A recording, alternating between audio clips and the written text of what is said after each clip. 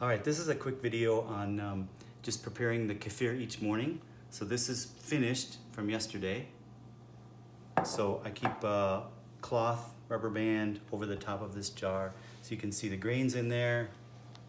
This is the kefir or kefir, and this is the whey. Some people throw this out. I like to use it in shake. It's tart liquid, right? So tools of the trade. First thing we're gonna do is get rid of or separate the whey out. Here's the yesterday's. So what I have is my spatula, my straw. I close the end of the straw, slide it down in there like that. And then it's helpful to use this just in case so you don't lose any grains. So watch closely here as I just kind of pour the whey off. Some of it comes out, some of it comes through the straw, whatever. Some of it goes on the counter. And this strainer is one of these kind that you use for momos. It's a little bit bigger. If you use a fine strainer, it may not work so well when you get to the kefir part. So that's the jar for the whey. And then I just use another jar for the kefir. So here we go. This has to set up on something. You can take the straw out. Then I just dump this onto here. You can see how thick it is. So if you used a small strainer, it may not work, a tight strainer. But I can just kind of tap it like this, force the kefir through, or you can just take this and sort of scrape it around like that.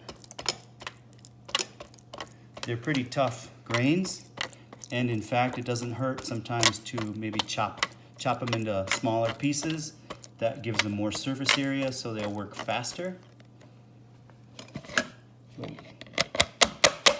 So a few final taps here to get the last in there. Then what I've got, this was yesterday's jar right here. Here's today's jar. I've already filled it with milk. If you want your kefir to work a little faster, let the milk, fill this an hour earlier and let the milk warm up to room temperature. And then this is a jar that I'm gonna give to my friend.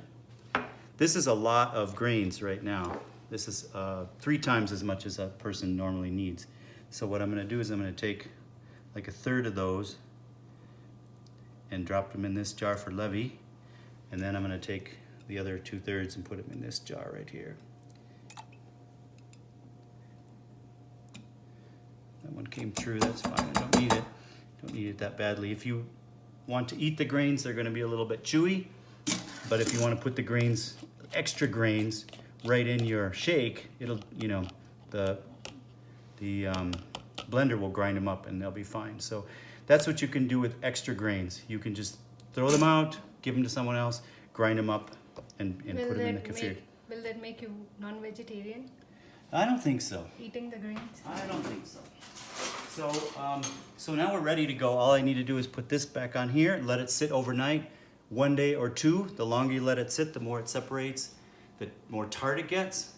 You want to let it sit long enough, because if you don't let it sit very long, you're just going to have milk that's sat out for 12 hours. It's not great to drink milk that's sat out for 12 hours.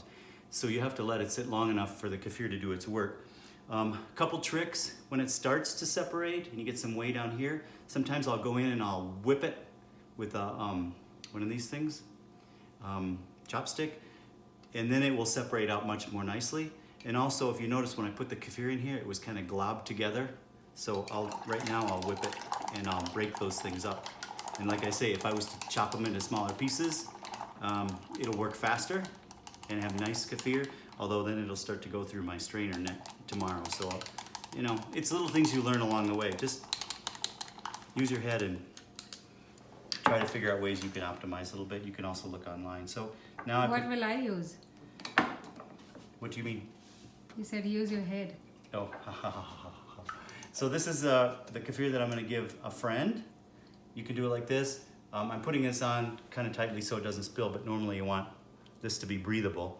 And so I'll drop this off, and then he can get a little kefir out of it and then start using his grains in a bigger jar tomorrow. And I think that at this point is it. Thank you. Namaste. And you can also share the grains And because they multiply. you can pass them on to someone else. They multiply, yeah. Yeah. Right. Okay, thank you. Okay, go back.